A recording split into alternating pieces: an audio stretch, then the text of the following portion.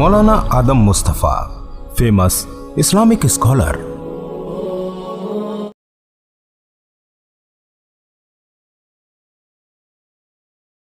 اس وقت اپنے اس انفرادی عمل کو چھوڑ کر اجتماعی عمل میں شریک ہو جاؤ، اور اجتماعی عمل پورا ہونے کے بعد اپنا انفرادی عمل پورا کرو. بس شیطان یہ نہیں ہونے دیتا، اور اطمینان یہ دلا دیتا ہے کہ تم تو اتنا بڑا کام کر کے آئے ہو، اگر نہیں بھی پڑھی تسبیح تو کیا تو اتنے بڑے عمل میں تم شریک ہو گئے ہو کہ اگر قرآن آج نہیں بھی پڑھ پائے تو کیا ہے. حالانکہ یہ انفرادی عمل جو ہے یہ میری روحانی بیماری کا علاج ہے، یہ میری روحانی بیماری کا علاج ہے. اس لیے دوا کسی ہاتھ میں بھی چھوڑی جائے گی. آپ نے دیکھا ہوگا کہ شوگر کے لیے جو لوگ انسولین لیتے ہیں تو وہ شادی میں جائیں، غمی میں جائیں، دعوت میں جائیں، گھر پہ کھائیں، باہر کھائیں، ان کو اپنی انسولین ہر وقت یاد رکھنی ہے. پہلے نہیں لے پائے تو بعد میں لیتے ہیں، یہ یاد ہے. اسی طرح ہماری زندگی میں یہ انفرادی اعمال ہیں جو ہماری روحانی زندگی کی بیماریوں کا علاج ہے. ان کی استقامت پر ہی ہماری روحانی بیماریوں کا علاج ہوگا، اور ہم کو ان اعمال کا نفع حاصل ہوگا. ذکر کا نفع، قرآن کی تلاوت کا نفع، دعا کا نفع، اتباع سنت کا نفع جو ہم کو حاصل ہوگا وہ استقامت پر حاصل ہوگا. اس لیے سب سے پہلی فکر کہ ہم تھوڑا عمل کریں لیکن استقامت کے ساتھ، پابندی شرط ہے، بہت اہتمام کے ساتھ استقامت زندگی میں آ جائے گی تو انشاءاللہ عمل کا مسلسل جاری رکھنا آسان ہے. استقامت کا دوسرا نفع کیا ہے کہ جب آدمی کسی عمل کو استقامت کے ساتھ کرتا رہتا ہے اور پھر وہ بیمار پڑ گیا یا بوڑھا ہو گیا، کمزور ہو گیا، اور اب اس عمل کو اپنی بیماری یا کمزوری کی وجہ سے نہ کر پایا تو اللہ بغیر کیے اجر دیں گے، تو اللہ بغیر کیے اجر دیں گے اس کی استقامت کی وجہ سے. لیکن اگر استقامت نہ ہوئی تو وہ اجر نہیں دیں گے. اس لیے تھوڑا کرے لیکن مستقل کرے، ہر حال میں اپنے کو جمانا. استقامت شرط ہے. تو ہم سب اس کی نیت کریں کہ ہم جو عمل کریں گے تھوڑا کریں گے لیکن استقامت کے ساتھ. اچھا، استقامت باقی کیسے رہے گی، یا استقامت زندگی میں آنا آسان کیسے ہوگا؟ ظاہر بات ہے کہ شیطان تو سب کے ساتھ ہے، نفس و شیطان سب کے ساتھ لگا ہے، وہ اپنا زور مارتا ہے. کبھی وہ جیتا، کبھی ہم جیتے، کبھی وہ ہارا، کبھی ہم ہارے، ہوتا رہتا ہے. پھر استقامت کو اپنی زندگی میں باقی رکھنے کا آسان طریقہ یہ ہے کہ میں روزانہ آدھا پارہ قرآن پڑھتا ہوں. آج کا آدھا پارہ کسی وجہ سے چھوڑ گئے، نہیں پڑھ پائے. اب دوسرے دن دوسرے دن کا آدھا پارہ آ گیا تو ہم عام طور سے کہتے چھوٹ گیا. اب اگلا دن آیا تو آدھا پارہ پڑھ لیا، اگلے دن پچھلے دن کی قضا کر لیا کہ بھئی آدھا پڑھتا تھا، کل نہیں پڑھ پایا تھا، آج یہ پڑھوں گا. 3 تسبیح پڑھتا تھا، کل نہیں پڑھ پایا، آج 6 تسبیح پڑھوں گا. اس طرح اگر اپنے اعمال کی قضا کرتا رہے گا تو انشاءاللہ شیطان پھر استقامت پر رکاوٹ نہیں ڈالے گا، کیونکہ اس کو یہ سمجھ میں آ جائے گا کہ میں نے اگر اس کا عمل چھوڑوا بھی دیا تو یہ دوسرے دن کا کر پوری کر لے گا، اس لیے پھر زور نہیں مارے گا کہ عمل چھوڑواؤ، اس پر زور نہیں مارے گا۔ اور اگر ہم نے قضا نہ کی تو پھر زور مارے گا اور عمل کو چھوڑوائے گا۔ اس لیے جو عمل چھوٹ جائے اگلے دن اس کی قضا کرے، اور اس سے زیادہ کہ پھر آدمی استقامت پر جمع اپنے اس عمل پر جمع ہی رہے، اس کا بھی طریقہ ہے۔ اس کا طریقہ یہ ہے کہ جی میرا آج کا آدھا پارا چھوٹ گیا، اب کل میں 1.5 پارا پڑھوں گا، آدھا پارا کل کا، آدھا پارا آج کا، اور آدھا کل کیوں چھوٹا اس کا، آدھا کل کیوں چھوٹا اس کا پڑھوں گا۔ 3 تسبیح پڑھتا تھا، آج چھوٹ گئی، اب کل 9 تسبیح پڑھوں گا۔ 3 تسبیح کل کی، 3 آج کی، 3 کیوں چھوٹی اس کی۔ جہاں یہ انداز آپ نے اختیار کیا تو پھر شیطان اگر آپ عمل چھوڑنے کا ارادہ بھی کرو گے تو آپ پکڑ کے کہے گا تم نے قرآن نہیں پڑھا، قرآن پڑھ لو، کیونکہ وہ سمجھ گیا کہ اگر میں نے اس سے چھوڑوا بھی دیا تو یہ پھر پینلٹی بہت زیادہ کرے گا، اس لیے جتنا کر رہا ہے اتنا ہی کرنے دو۔ استقامت آ جائے گی عمل پر جب نہ آ جائے انشاءاللہ، اور یہ سزا زیادہ نہیں دینی پڑے گی، یہ سزا 2-3 بار میں ہی انشاءاللہ ہمارے اس عمل کو پابندی پر لے آئے گی، کیونکہ شیطان کبھی یہ نہیں چاہتا کہ انسان زیادہ عمل کرے، وہ کبھی نہیں چاہتا۔ تو جو ہم کر رہے ہیں اتنے کی 1 دن کی ڈوز بڑھا لو، بس اپنے آپ کہے گا نہیں بھائی دوا بھول گئے کھا لو، خود یاد جائے گا۔ ہے نا ایک بزرگ کا واقعہ کہ تہجد چھوٹ گئی، بہت غمزدہ ہو گئی، بہت غمزدہ ہو گئی، دن بھر روتے گزر گیا۔ اگلا دن آیا تو تہجد کے وقت کسی نے پیر دبائے، اڑ گئے، پوچھا کون؟ کہ جی میں شیطان ہوں۔ تم کیوں آئے؟ کہ جی آپ کو تہجد کے لیے اٹھانے آیا۔ کہ شیطان تہجد کے لیے اٹھانے؟ کہ ہاں وہ کل کی چھڑوائی تھی تو تم اتنا روئے کہ اللہ نے 10 تہجدوں کا ثواب دے دیا تمہیں، تو میں ایک ہی پہ راضی ہوں کہ کم سے کم ایک پڑھو گے تو ایک ہی ملے۔ تو شیطان کبھی اعمال میں اضافہ برداشت نہیں کرتا، اس لیے چھوٹ جائے تو قضا، اور قضا پر 1-2 زیادہ، بس انشاءاللہ استقامت آ جائے گی۔ اور یہ کام 2 بار 3 بار کرو گے پھر انشاءاللہ خود بخود صحیح رخ پر گاڑی چلتی رہے گی۔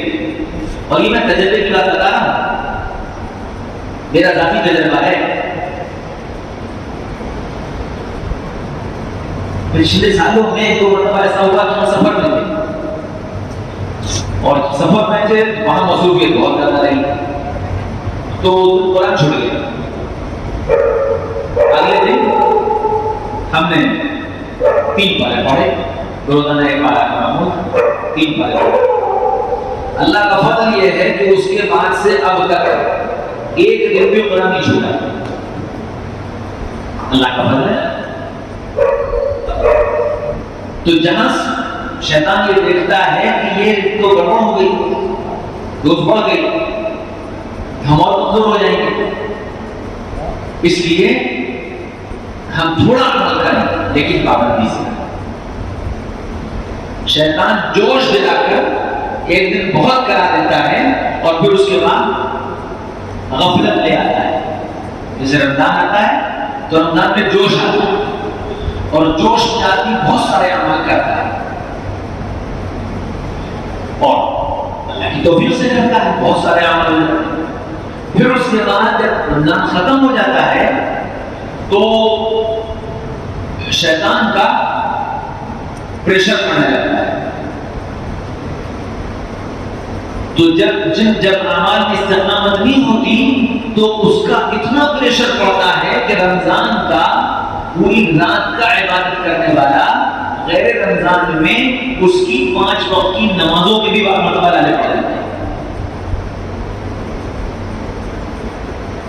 5 وقت کی نماز بھی نہیں ہو پاتی اگر استقامت نہ ہوئی تو. اور استقامت ہوگی جن اعمال پر کہ رمضان میں ان اعمال میں اضافہ ہو جائے.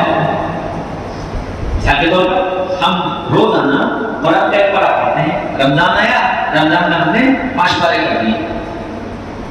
رمضان ہم غیر رمضان میں 500 مرتبہ استغفار پڑھتے ہیں. رمضان آیا 1000 مرتبہ کر دیا. تو یہ اضافہ تو اس کو قوت دے گا. لیکن رمضان آیا تو 500 مرتبہ، 1000 مرتبہ، 5 پارے، 10 پارے، 8 پارے، اور رمضان چلا گیا تو وہ 5 دن، 7 دن، 8 دن، 10 دن گزر گئے، قرآن نہیں اٹھایا، تسبیح نہیں پڑھی. اور یہ کیوں ہوا کہ استقامت نہیں تھی اعمال میں، جس کی وجہ سے موقع ملتے ہی شیطان اپنا کام کر گیا. کیونکہ حدیث شریف ہے کہ شیطان ہر انسان کے کندھے پر ہاتھی کی سوڑ کی شکل میں بیٹھا ہے. جب غافل پاتا ہے انجیکشن لگا دیتا ہے، اور جب ذاکر پاتا ہے تو اپنی سوئی باہر نکال دیتا ہے. تو ہم لوگوں کا تو حال غفلت کا ہے. ہم لوگوں کے تو چند منٹ ہوتے ہیں جس میں ہم متوجہ ہوتے ہیں اللہ کی طرف. ہمارا حال تو یہ ہے کہ ہم تو نماز میں بھی اللہ کی طرف نہیں ہوتے، تو نماز میں بھی گھر گھوم رہے ہوتے. ہماری تو نماز بھی غفلت والی ہے جو سب سے اہم عمل ہے. تو ہم تو غفلت میں ڈوبے ہیں. وہ تو غلط ہے ان کام کے، وہ اس کی بات بھی چلا رہے ہیں. یہ تو ان کا کرم ہے جو اس غفلت کے باوجود چلا رہے ہیں.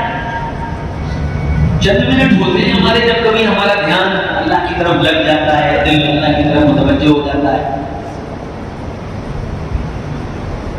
شیطان کے اوپر سب سے بھاری چیز جو ہے وہ لا الہ الا اللہ کا ذکر ہے. سب سے بھاری چیز. اسی وجہ سے اللہ کے نام کا ذکر، اللہ کے نام کا مراقبہ، اللہ کی ذات کا استحضار، یہ جو ہمارے چشتیہ سلسلے کا یہ جو 12 تسبیح کا ذکر ہے، یہ شیطان پر بہت بھاری ہے. اس لیے سب سے زیادہ زور اسی ذکر پر چلتا ہے کہ یہ نام میں پائے. کیونکہ اس ذکر کی سب سے بڑی خصوصیت یہ ہے کہ یہ ذکر دل کو زندہ کر دیتا ہے. یہ ذکر دل کو زندہ کر دیتا ہے اور اللہ کا دھیان آیا اس ذکر کا فائدہ ہے.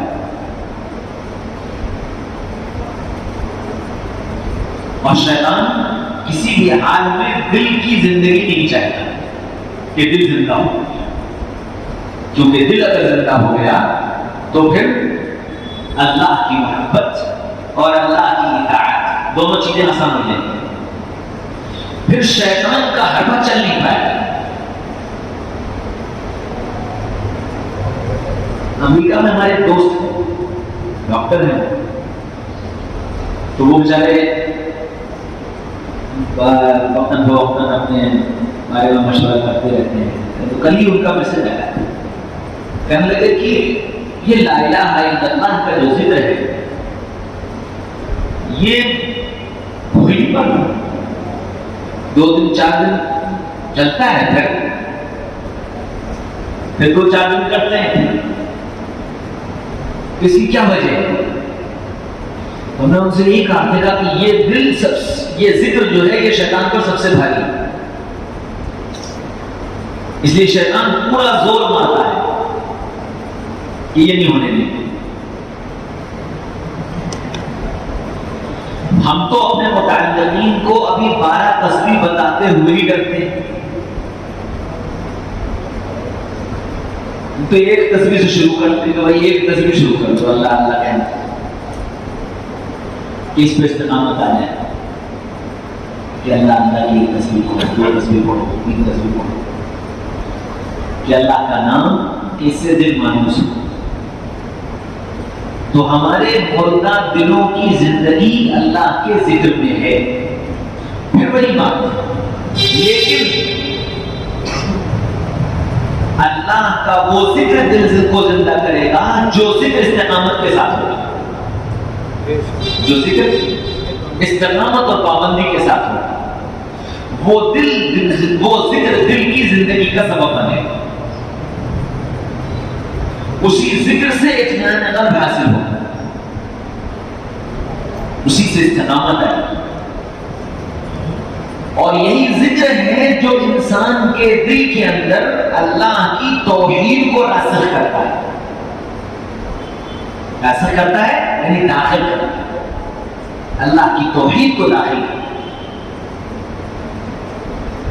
جو ایمان کا سب سے اہم جزو ہے کہ یہ دل شرک سے پاک ہو جائے. لا الہ الا اللہ، کوئی نہیں سوائے اللہ.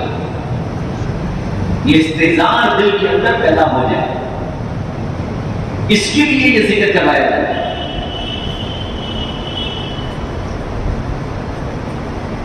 کہ دل شرک سے پاک ہو، توحید آئے. ایمان کسے کہتے ہیں؟ ایمان دل کے یقین کا نام ہے. اسلام ظاہری اعمال کا نام ہے. نماز پڑھنا، داڑھی رکھنا، ٹوپی پہننا، یہ ساری ظاہری اعمال جو ہیں یہ اسلام کہلاتا ہے کہ ہم نے اطاعت اختیار کر لیا. اور ایمان دل کے یقین کا نام. قرآن پاک کے اندر اللہ نے فرمایا قالت الاعراب آمنا قل لم تؤمنوا ولكن قولوا اسلمنا. کہ کچھ دیہات کے لوگ آئے اور کہنے لگے یا رسول اللہ ہم ایمان لے آئے. اللہ نے کہا کہ ہاں آپ ان سے یہ کہیے تم ابھی ایمان نہیں لائے ہو، تم ابھی اسلام لائے ہو. یعنی تم نے ظاہری اطاعت اختیار کر لی ہے. ایمان تو جب مانا جائے گا جب تمہارے دل کے اندر اللہ اور اس کے رسول کی محبت داخل ہو جائے. تو یہ ذکر ایمان کو پیدا کرے. پھر قرآن کے اندر اور حدیث کے اندر جو فضائل مومنین کے بیان کیے گئے ہیں، قرآن اور حدیث کے اندر جو فضائل مومنین کے بیان کیے گئے کہ مومن کے لیے یہ اجر ہے، مومن کے لیے یہ اجر ہے، مومن کو یہ ملے گا، مومن کو یہ ملے گا، جو کچھ فضائل بیان کیے گئے وہ انہی ایمان والوں کے لیے ہیں جن کے دل میں ایمان داخل ہو گیا، راسخ ہو گیا. تو یہ ذکر جو ہے لا الہ الا اللہ الا اللہ اور اللہ اللہ اور اللہ اللہ، یہ جو ذکر ہے یہ ذکر دل میں ایمان کو داخل کرے اور دل کو صاف کرے گا، دل کو زندہ کرے گا اور اس دل کو اللہ سے مانوس کرے گا. یہ ذکر اس لیے ہم لوگوں کا سب سے بڑا مسئلہ یہ ہے کہ ہم ذکر کریں، قرآن پڑھیں، جماعت میں جائیں، دل لگائیں، چلہ لگائیں، جو بھی عمل کرتے ہیں ہم ان سارے اعمال کو ثواب کا ذریعہ سمجھتے ہیں کہ ثواب ملے گا.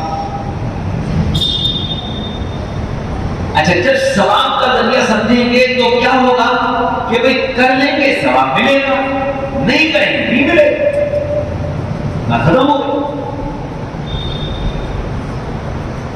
یہ صرف ثواب کا ذریعہ نہیں ہے، ثواب تو طے شدہ چیزیں مل رہی ہیں، ثواب تو طے شدہ چیز ہے، ملے گا. ان سارے اعمال کا مقصد میرے دل کی اصلاح ہے، میرے دل کا صاف ہونا ہے، میرے دل کی گندگی کا دور ہونا ہے. اور جب اللہ تعالیٰ قیامت میں ہم کھڑے ہوں گے تو اللہ ہمارے دلوں کو ہی دیکھیں گے. فرمایا ان اللہ لا ينظر الى صورکم واموالکم. اللہ کل قیامت کے میدان میں نہ تو تمہاری صورتیں دیکھیں گے نہ تمہارے مال دیکھیں گے, ولکن ينظر الى قلوبکم واعمالکم. اللہ تمہارے دل دیکھیں گے اور تمہارے اعمال دیکھیں گے. جن اعمال کی بنیاد پر دل بنتا ہے یا جن اعمال کی بنیاد پر دل بگڑتا ہے, اللہ کو دیکھیں گے. اس لیے دل کو پاک صاف بنانے کی کوشش کریں, اور یہ دل پاک صاف ہوگا ذہن سے.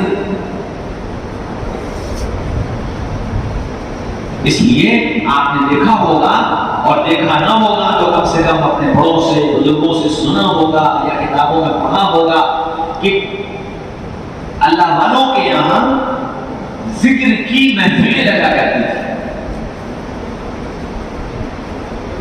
اور ان محفلوں میں صرف ذکر ہوگا. بعض علاقوں میں تو اب بھی ہمارا جانا ہوتا ہے تو وہاں کے لوگ یہ مطالبہ کرتے ہیں کہ ذکر کس وقت ہو, بیان ہوگا, ملاقاتیں ہوں گی, وہ سب ہوگا, ذکر کی مجلس کس وقت ہو. اور باقاعدہ اس عنوان پر ان لوگوں کو جمع کرتے ہیں. اس مجلس میں کچھ نہیں ہوتا, صرف ذکر ہوتا ہے, بیٹھ کر صرف ذکر کرتے ہیں,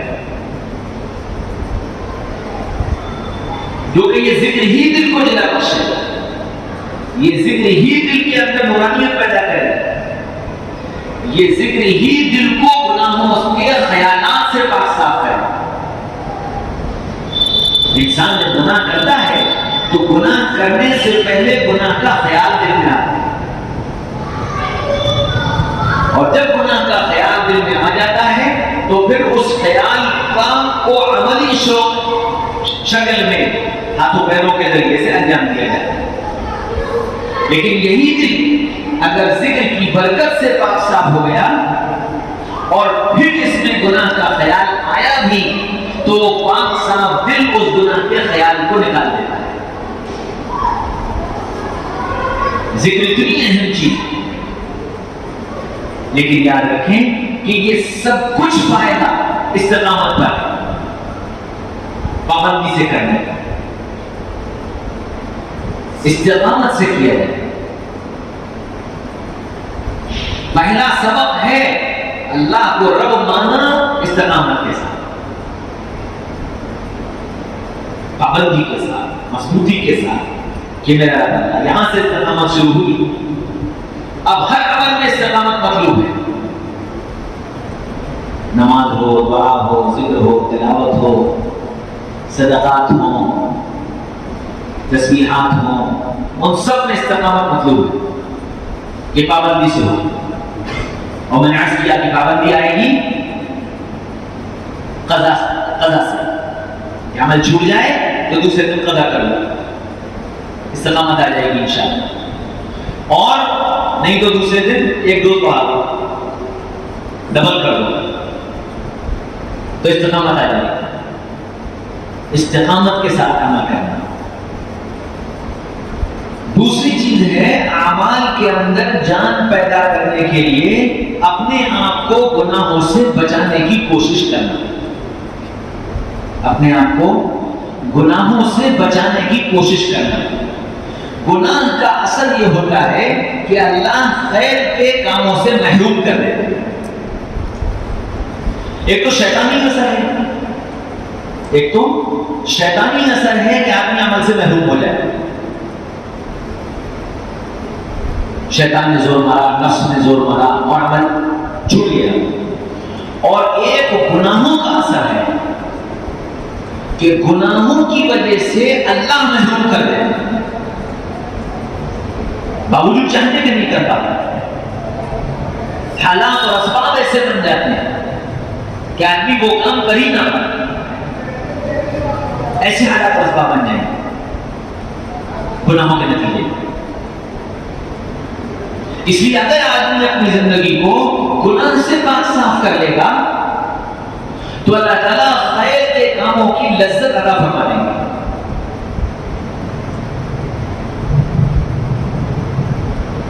اس لیے اپنے کو گناہ سے بچانے کی کوشش کریں. اچھا گناہ سے کیسے بچیں گے؟ ہمارے اور آپ کے بس میں تو نہیں ہے. کوشش کرنا بس میں، بچ پانا یہ اپنے بس میں نہیں. تو کوشش کریں، گناہ سے بچنے کی کوشش کریں، اور پھر اللہ سے دعا کریں کہ اللہ میں گناہ سے بچنا چاہتا ہوں، آپ بچا لیجیے.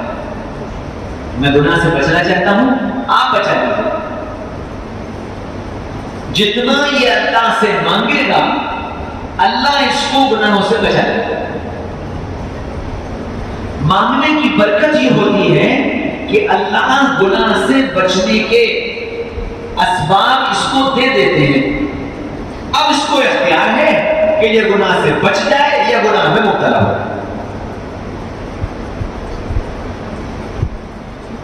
اس لیے اعمال میں استقامت کے لیے اور اعمال کے نفع کو حاصل کرنے کے لیے اپنے کو گناہ سے بچانے کی کوشش کریں.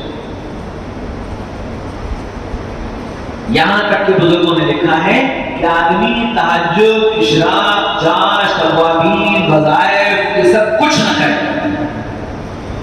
کرے، فرائض کا اہتمام کرے اور اپنے کو گناہ سے بچائے.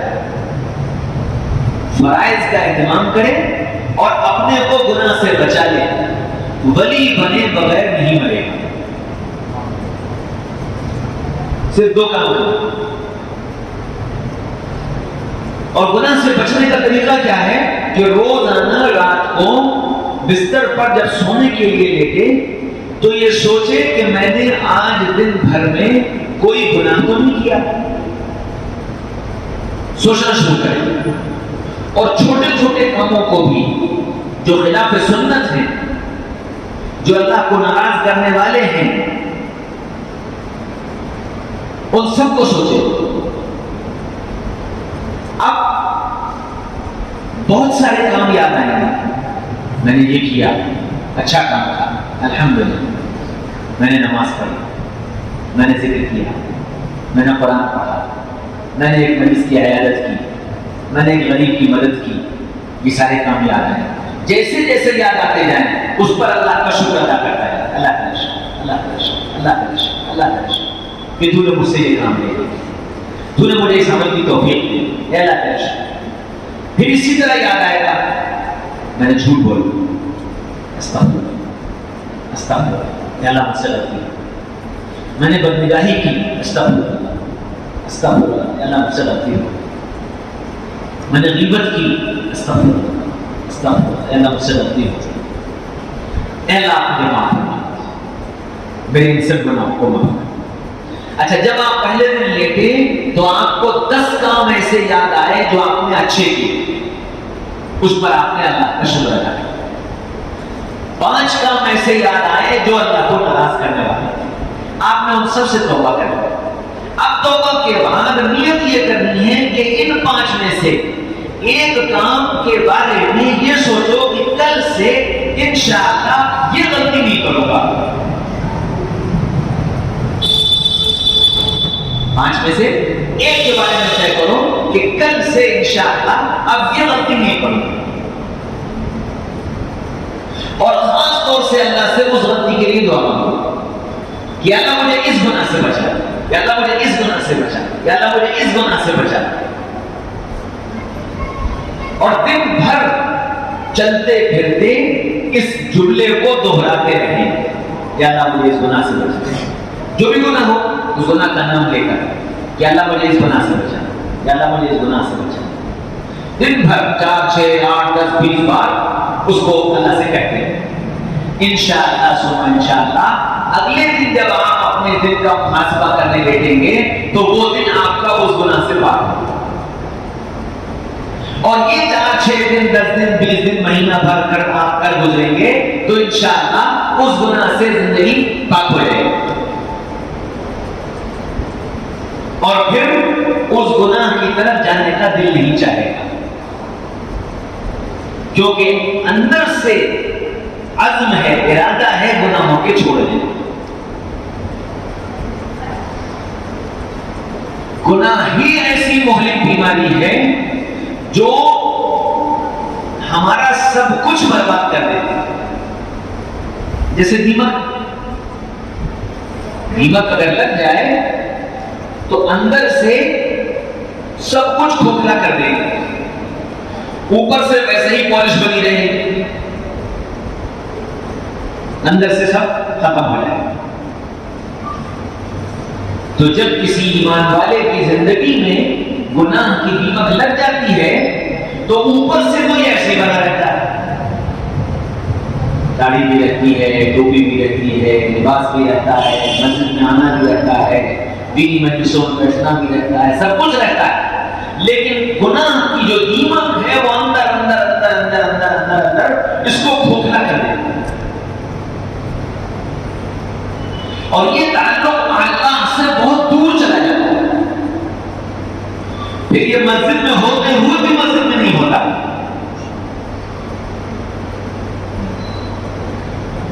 پھر یہ نماز کی حالت میں بھی نماز میں نہیں ہوتا, صرف اوپر کی پالش رہ جاتی ہے. میرے بھائیوں دوستوں بزرگوں, ہم سب اس کا شکار ہیں, ہم سب اس کا شکار ہے کہ ہماری اوپر کی پالش بنی ہوئی ہے. گناہوں کی دیمک نے ہم سب کو اندر سے کھوکھلا کر دیا ہے. گناہوں کی دیمک نے ہم سب کو اندر سے کھوکھلا کر دیا. اور اب اس کا علاج سوائے دیمک کو مارنے کے اور کچھ نہیں ہے. اب اس کا علاج سوائے دیمک کو مارنے کے اور کچھ نہیں. اور دیمک مارنے کے لیے زہریلی دوا اندر ڈالنی پڑے گی. دیمک مارنے کے لیے زہریلی دوا اندر ڈالنی پڑے گی. کیا مطلب؟ کہ ہم کو کڑوا گھونٹ پینا پڑے گا, اپنے نفس کو کچلنا پڑے گا, اپنی خواہش کے خلاف قدم اٹھانے پڑیں گے, اپنے آپ کو زبردستی روکنا پڑے گا, تب جا کر گناہ سے بچانے. بزرگوں نے بہت آسان طریقے بتا دیے ہیں گناہ سے بچنے کے, کہ کیسے اپنے آپ کو گناہ سے بچا سکتے ہیں. حضرت تھانوی رحمۃ اللہ علیہ نے لکھا ہے کہ اگر کوئی آدمی اپنے آپ کو 24 گھنٹے گناہوں سے نہیں بچا پا رہا ہے تو کیا کرے؟ تو حضرت نے لکھا کہ 24 گھنٹے نہیں بچ سکتے تو 2 ہی گھنٹے اپنے کو گناہ سے بچا لو. 24 گھنٹے نہیں بچ سکتے تو 2 گھنٹے اپنے کو گناہ سے بچا لو. یعنی کیا مطلب؟ کہ یہ طے کرو کہ عصر سے مغرب تک کوئی گناہ نہیں کرو, عصر سے مغرب تک کوئی گناہ نہیں کرو, تو اس پر نفس بھی راضی ہو جائے گا اور شیطان بھی راضی ہو جائے گا. ہم نے کہا بھائی ٹھیک ہے 2 گھنٹے کی تو ڈیل دے دو, کرفیو لگتا ہے تو کیا کہتے ہیں کوئی 2 گھنٹے کی ڈیل دے دو. تو نفس و شیطان پر ہم نے کرفیو لگایا 2 گھنٹے کا, تو نفس و شیطان نے کہا کہ چلو ٹھیک ہے 2 گھنٹے رک جائیں گے, کوئی بات نہیں, باقی تو ہمارا 22 گھنٹے ہمارے ہیں, یہ 2 ہی گھنٹے کہہ رہا ہے ٹھیک. تو اب نفس و شیطان گناہ کے لیے ان 2 گھنٹوں میں زور نہیں مارے گا, ان 2 گھنٹوں میں زور نہیں مارے گا کہ چلو 2 گھنٹے کی بات ہے پھر کوئی مسئلہ نہیں. اب یہ 2 گھنٹے اپنے کو استقامت کے ساتھ اس پر جمائے کہ میں یہ 2 گھنٹے گناہ نہیں کروں. انشاءاللہ تھوڑے دن کے اندر اس 2 گھنٹے کی عادت پڑ جائے گی کہ پھر ان 2 گھنٹوں میں گناہ کرنے کا دل نہیں چاہیے, اور وہ 2 گھنٹے ہمارے گناہ سے پاک صاف ہو جائیں. جب مہینہ 2 مہینہ 3 مہینے میں یہ عادت پڑ جائے کہ جی 2 گھنٹے ہمارے گناہوں سے پاک صاف ہو گئے, اب تھوڑا سا وقت اور بڑھا دے, لیکن مغرب سے عشاء تک اور نہیں کروں گا. اچھا اس کا فائدہ کیا ہے؟ اس کا سب سے بڑا فائدہ یہ ہے کہ میں نے آج نیت کی کہ اللہ کل سے میں عصر سے مغرب کے بیچ میں کوئی گناہ نہیں کروں. اور دوسرا دن آیا, میں نے اپنے کو مغرب سے عشاء تک بچا لیا, جو عصر سے مغرب تک گناہوں سے بچا لیا. دوسرا دن آیا پھر بچا لیا, تیسرا دن آیا پھر بچا لیا, اور پھر میری موت آ گئی. اب کل قیامت کے میدان میں اللہ گناہوں سے بچنے والوں میں کھڑا کر دے, کیونکہ اس بندے نے نیت کر رکھی تھی اپنے کو پورے طور سے گناہوں سے پاک کرنے کی. ابتدائی طور پر 2-2 گھنٹے سے اس نے اپنے آپ کو بچانا شروع کر دیا تھا. اگر یہ زندہ رہتا تو یہ اپنے کو پورا بچا لیتا. جی رات بھر بنانے تو اثر سے لے کر کے فجر تک کا وقت, یعنی 2 حصے وقت گناہوں سے پاک صاف ہو گئے. ہم اور آپ اگر اپنی زندگی کا جائزہ لیں تو 24 گھنٹے میں 2-4 گھنٹے ایسے ہیں جس میں ہم سے گناہ ہوتا ہے. لیکن چونکہ ہم نے نیت نہیں کی, ہم نے گناہ سے بچنے کی کوشش نہیں کی, اس لیے بار بار مرتبہ ہمارے 24 گھنٹے گناہوں میں شمار ہو جاتے ہیں. اس لیے تھوڑا تھوڑا کر کے اپنے آپ کو گناہ سے بچانے کی کوشش کریں. پھر اس میں بھی وہی بات ہے, استقامت کے ساتھ تھوڑا کریں, پابندی کے ساتھ تھوڑا کریں, پابندی کے ساتھ کریں. میں 2 گھنٹے بچاؤں گا لیکن پابندی کے ساتھ اپنے کو اس 2 گھنٹے میں گناہ سے بچانے کی کوشش کریں. جتنا ہم اس کی پابندی کر لیں گے, سارے اعمال خیر ہوں یا اعمال شر سے بچنا ہو, دونوں چیزوں میں استقامت چلے. ہاں اللہ تعالیٰ کا فضل یہ ہے کہ اعمال شر میں یہ ایک مہلت دیتی ہے کہ جی گناہ ہو گیا, سچی پکی توبہ کر لی, اندر سے عزم کر لیا کہ اب نہیں کروں گا, اور پھر شیطان میں غالب آ گیا, اور پھر 2 گھنٹے کے بعد وہی گناہ ہو گیا, پھر اس نے توبہ کر لی. اعمال خیر میں اثرات جو مرتب ہوں گے وہ استقامت پر, مضبوطی پر, جمنے پر ہوں گے. اس لیے مضبوطی کے ساتھ جم کر اعمال خیر کا اختیار کرنا, تھوڑا کریں لیکن مسلسل کریں.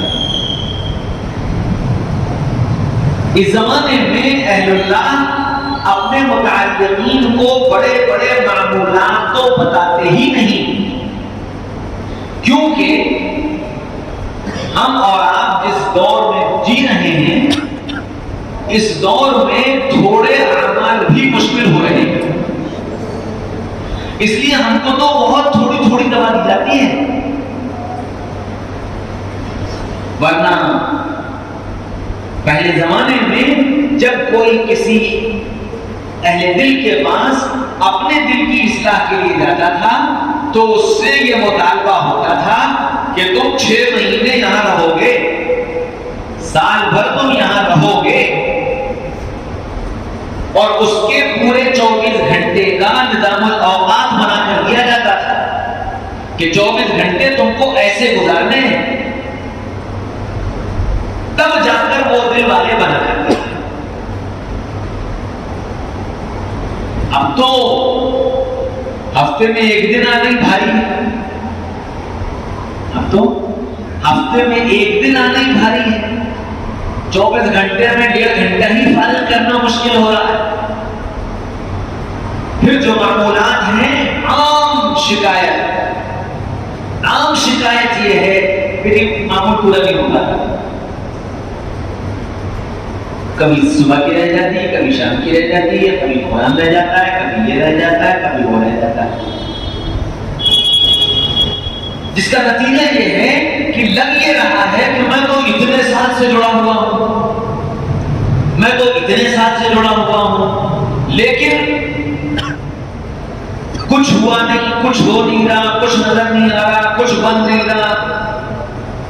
بات وہی ہے کہ ٹی بی کی دوا 6 مہینے لگاتار مسلسل کھانی ہے, 1 دن کے ناغے سے دوا زیرو ہو جائے گی. ایسے ہی یہ اعمال ہیں کہ ان اعمال کو استقامت کے ساتھ پابندی سے مسلسل کیا جائے گا، تب اس کے اثرات مرتب ہوں۔ اچھا، دوا اپنی مرضی سے نہیں کھانی، دوا تو معالج سے پوچھ کر کھانی ہے، ورنہ اپنی مرضی سے کھاؤ گے تو یا تو وہ مرض کے مطابق نہیں ہوگی، یا مرض کے لیے جتنے پاور کی ضرورت ہے اتنے پاور کی نہیں ہوگی، یا جتنے پاور کی ضرورت تھی اس سے زیادہ کی ہو جائے گی۔ ہر حال میں ریئیکشن ہے، ہر حال میں ریئیکشن ہے، ڈوز کم ہو تو، ڈوز زیادہ ہو تو، ڈوز نہ ہو تو، ہر حال میں ریئیکشن ہے۔ اس لیے دوا معالج سے پوچھ کر کھانی ہے۔ دل میں کیا خیال آتا ہے کہ جی اللہ کا نام زیادہ لے لیں گے تو کیا حرج ہے، درود شریف زیادہ پڑھ لیں گے تو کیا حرج ہے، استغفار زیادہ پڑھ لیں گے تو کیا حرج ہے؟ حرج کچھ نہیں ہے، لیکن ترتیب ضروری ہے۔ یہ معالج جانتا ہے کہ اس وقت کس دوا کی ضرورت ہے، زیادہ اہمیت، زیادہ ضرورت مریض کو اس وقت کس کی ہے، یہ معالج جانتا ہے۔ کب وٹامن سی چاہیے اور کب وٹامن ڈی چاہیے، اور کب اینٹی بائیوٹک چاہیے اور کب نہیں چاہیے، یہ ڈاکٹر جانتا ہے۔ اسی طرح ہم جس دور سے گزر رہے ہیں، جن حالات سے گزر رہے ہیں، ہم کو کب استغفار کی ضرورت ہے، کب درود شریف کی ضرورت ہے، کب اللہ کے ذکر کی ضرورت ہے، کب خاموش رہنے کی ضرورت ہے، کب نگاہوں کو جھکانے کی ضرورت ہے، کب قرآن کی تلاوت کی ضرورت ہے، یہ معلم بتائے گا۔ اس لیے پوچھ کر کرنا۔ دل چاہتا ہے اضافے کا تو اسے بھی معلوم کریں کہ میں یہ ذکر کر رہا ہوں، اس میں اضافے کا دل چاہتا ہے، اضافہ کروں یا کچھ اور پڑھوں یا نہ کروں، معلوم کرنا پڑے کہ پھر اس سے انشاءاللہ ہمارے حسب حال علاج ملنے پر ہماری بیماری دور ہو۔